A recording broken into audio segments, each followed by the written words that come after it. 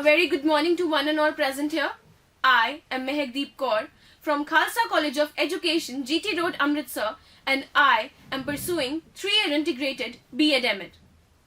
I am discussing before you all a very interesting topic today, but before I announce my topic, I would like to narrate a story to you all. So, here is the story. There was a man named Arjun, and every day when he got free from his office, he moved to his home, and in the neighborhood, he witnessed a new coffee shop being opened.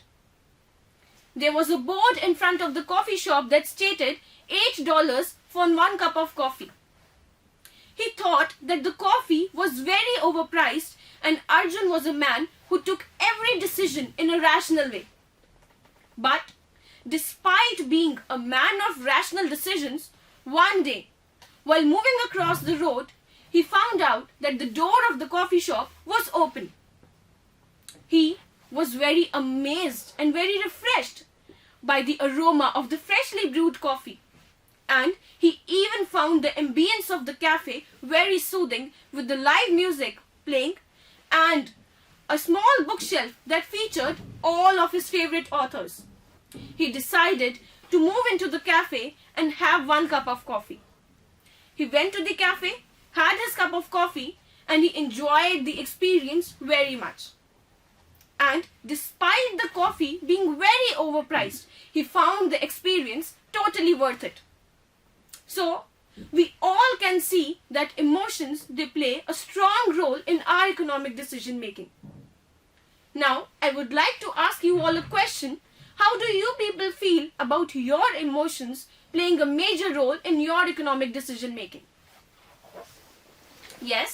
कभी कभी मन की satisfaction के लिए expensive coffee brands bye करने चाहिए. बिल्कुल, आप करते हैं? जी. Okay, thank you for your response.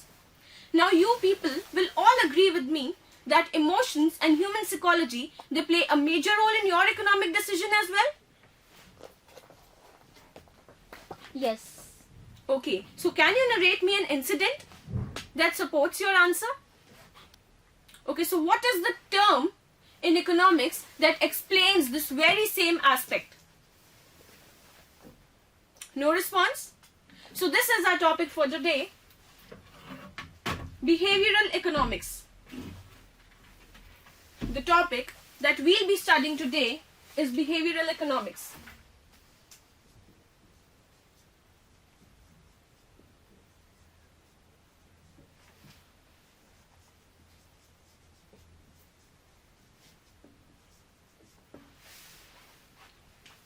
So now, let me explain you all what is behavioral economics. So behavioral economics is nothing but it is a study of psychology as well as economic decision making.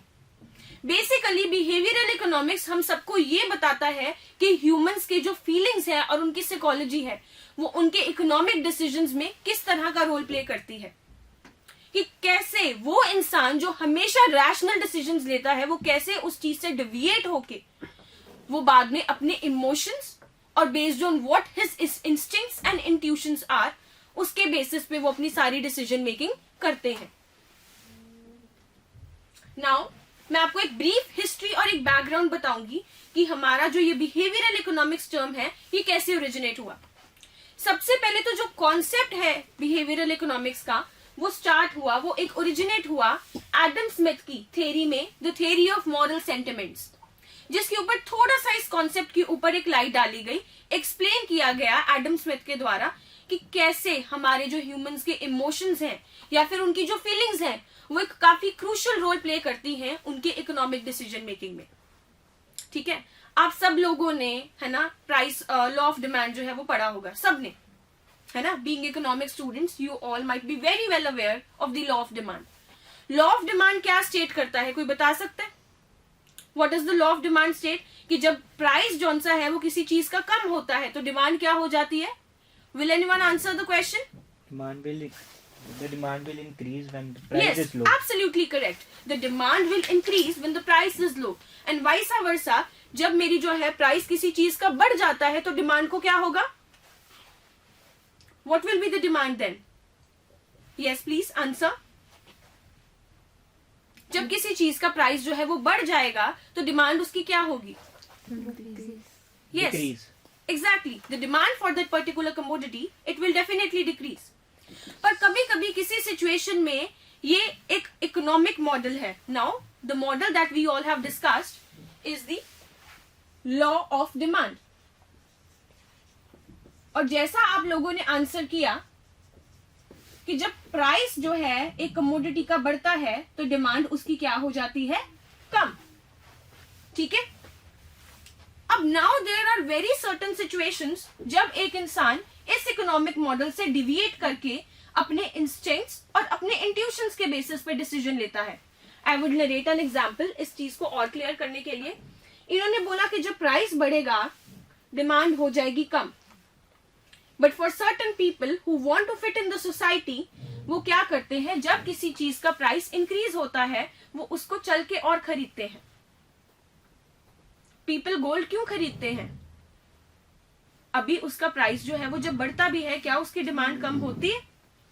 No, because it is a status symbol. मैं iPhone की बात करूं, उसका जब price और increase हो जाता है तो do people stop buying it और do people reduce their demand?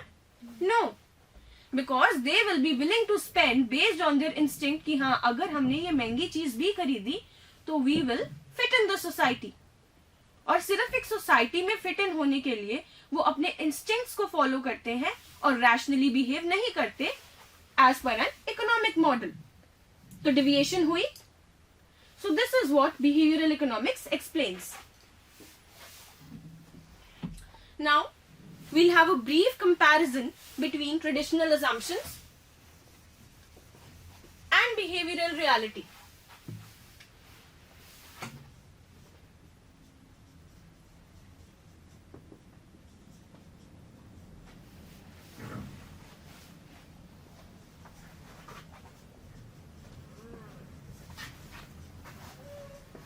Now, traditional assumptions state कि हमारा जो कंज्यूमर है he is unbiased.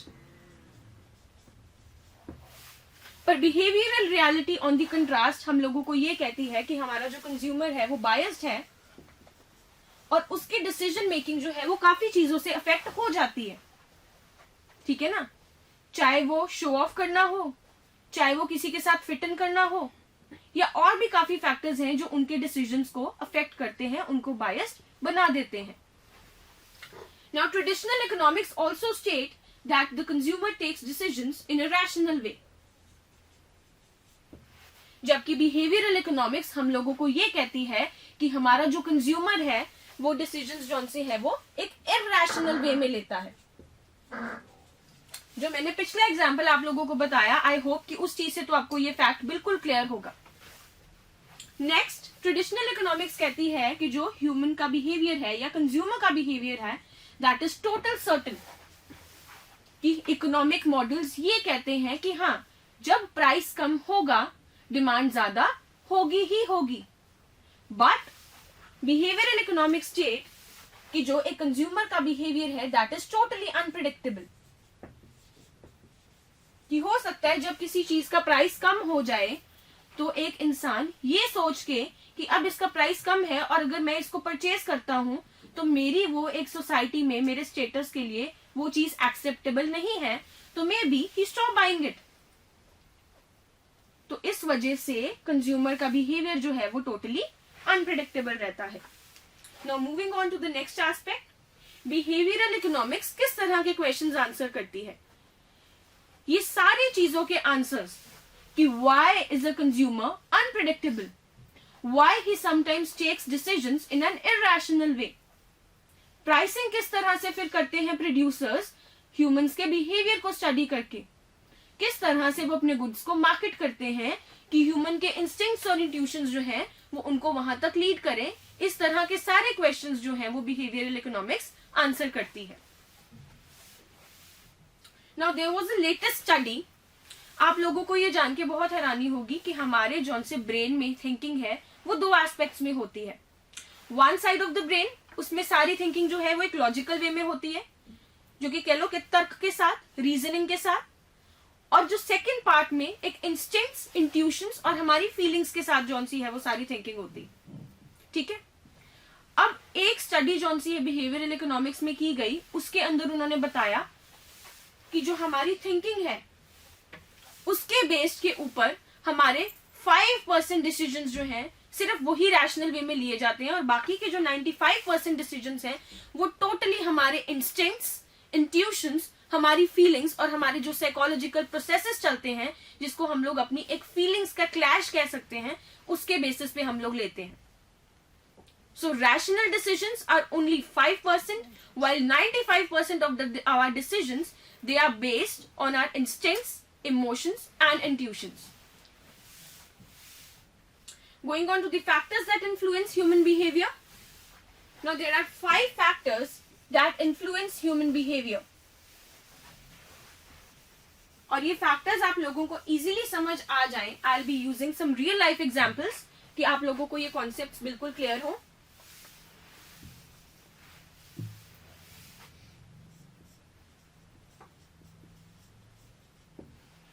So the first factor, it is herd mentality.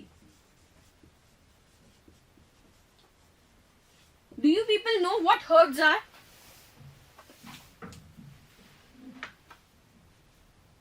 A herd of cattle, a herd of goats. सुने? A herd is a group of animals that are moving together. That is a herd. तो herd mentality क्या है? भेड़ चाल। क्योंकि आप लोगों को पता है, आप अगर डिसीजन नहीं ले पा रहे, कभी कभी आप ये डिसीजन यही सोच के ले लेते क्योंकि बाकी सब कर रहे हैं तो मैं भी ये करूंगी, चाहे वो आपके लिए टोटली इरेशनल हो, but because everyone else is going to a particular overpriced restaurant, तो मैं भी वहां जाऊंगी क्योंकि बाकी सब जा रहे हैं।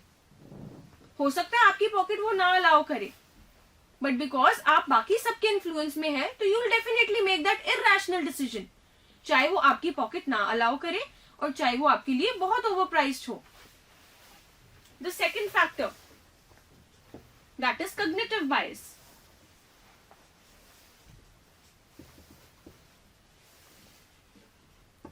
अब ये वाला जो फैक्टर है, एक्सप्लेन करने के लिए एक क्वेश्चन पूछूंगी।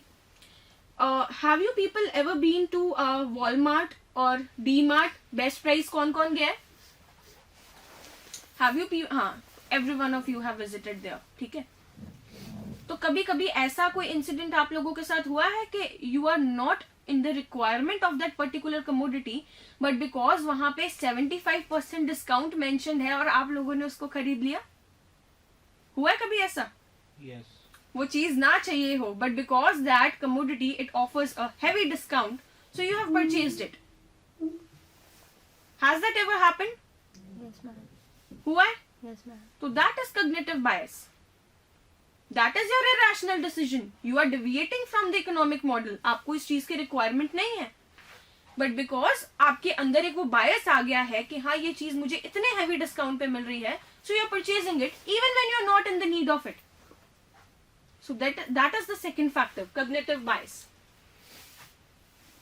थर्ड फैक्टर है चॉइस आर्किटेक्चर। अब चॉइस आर्किटेक्चर जौन सा है फैक्टर, ये काफी सेलर्स जौन से हैं वो यूज करते हैं अपने ह्यूमंस के, अपने कस्टमर्स के जौन से है बिहेवियर को इन्फ्लुएंस करने के लिए। अब वो क्या करते हैं? नाउ नेटफ्लिक्स, Amazon प्राइम सब लोग यूज करते हैं, हॉटस्टार। Yes. आप लोग जब जौन सा है प्लान परचेज करने जाते हैं उसकी सब्सक्रिप्शन का, you have a lot of options before you all. आप मंथली प्लान भी चूज कर सकते हैं, आप ईयरली भी चूज कर सकते हैं, ठीक है। बट मंथली प्लान जौन सा है दैट इज अ बिट, है ना, उसकी जो एवरेज अगर निकाल के देखो तो ईयरली प्लान उसके कंपैरिजन में आपको चीप पड़ता है, काफी सस्ता पड़ जाता है वो, और आप सारा साल वो यूज करते हैं, सब्सक्रिप्शन करते हैं every day. Do you watch these web series और मूवीज? No, ma'am. नहीं देखते ना, बट बिकॉज आप सारा साल ना भी उसको यूज करो, but because that thing is offered at a discount और वो मंथली के जो उनसे कंपैरिजन में वो चीज है, तो एक सेलर को मौका मिल जाता है, क्योंकि जो कस्टमर है वो उससे ल्योर होके उस चीज में इन्वेस्ट कर देता है, चाहे उसको पूरा साल के लिए रिक्वायरमेंट हो या ना हो, correct? So that is how choice architecture as a factor works in influencing customers' behavior. Fourth factor है discrimination.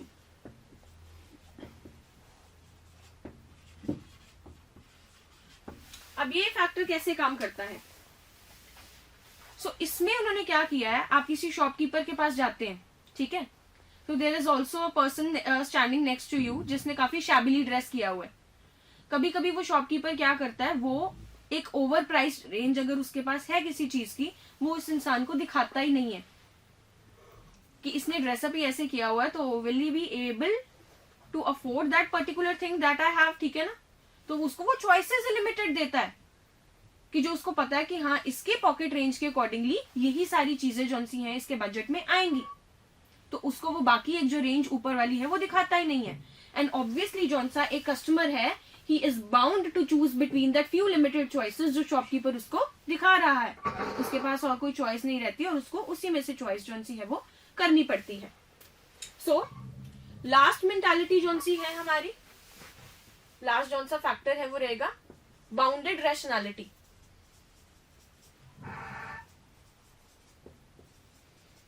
अब ये फैक्टर कैसे काम करता है? Now bounded rationality as a factor works. हम लोग किसी रेस्टोरेंट में गए, वहां पे हमने मेन्यू देखा, हमें कुछ नहीं समझ आया कि हम क्या ऑर्डर करें. Maybe because we were overwhelmed या फिर there were too many choices to choose from. तो हम लोग सेफेस्ट ऑप्शन के लिए जाते, chefs special.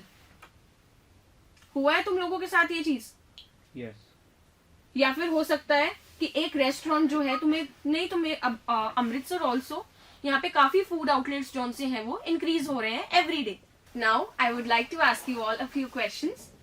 So the first question is, what percentage of decision making is done rationally in customers? Yes? 5%. Yes, absolutely correct. Please have your seat. So, who was the first economist to throw light on the concept of behavioral economics? Yes? Adam Smith. Yes, that was the correct answer. And can you name any two factors that influence human behavior? Yes? Ma'am, discrimination and Hertzberg. Herd mentality is Herd the term. mentality. Herd mentality. Yes, that was the correct answer. So thank you all.